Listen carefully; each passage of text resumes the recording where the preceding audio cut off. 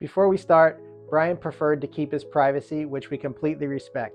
He was kind enough to share his story in his own words. Did you have any idea like how you would sell it or who you would sell it to? At the time, no. I mean, obviously, thinking about how we would sell it or who to sell it to. Obviously, as you know, you get a lot of those letters, little postcards, offers. Those would come in. I think with anybody that has some property, those go in and out to people, parcel owners, a lot. That's always an avenue. The other point probably would have just been having a realtor friend of ours list it or whatever. Those were some of our options.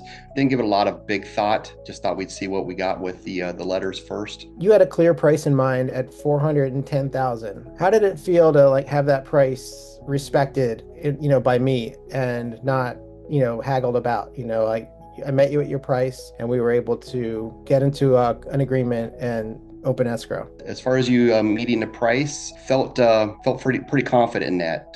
That I did provide some trust, knowing that you possibly step up on that.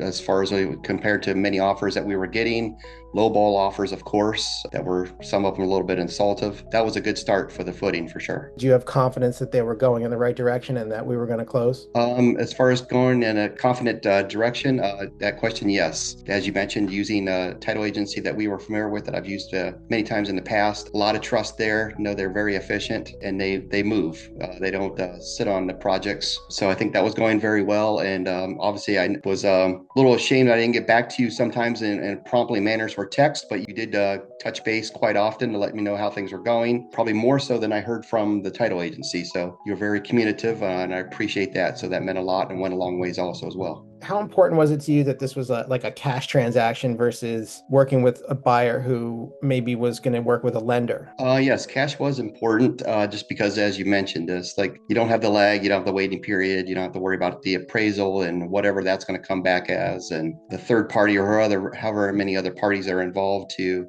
go into that process. So it's just it was a little bit more intimate this way, and it helped, I think, obviously close us in a readily speedy manner too. How did you feel when the deal was closed and the funds were in your account? But as far as the closing and everything, and having cash in hand and the check already done, everything taken care of, it was a very good feeling. That it's something to know that's one thing that's off my list, off my mental list, and it's kind of behind us, and hopefully it'll be enjoyed and taken care of by somebody else. If you had somebody, a friend or a relative who was in a similar situation that you were in before we got together, who was considering selling their property, getting a lot of letters, a lot of phone calls, maybe not sure who to trust or what was going to happen on the other side of a handshake, would you recommend them work with me and my business? Yes, I would recommend them to work with you as far as any friends or anybody that I may know that's selling any property, large piece of land or parcels.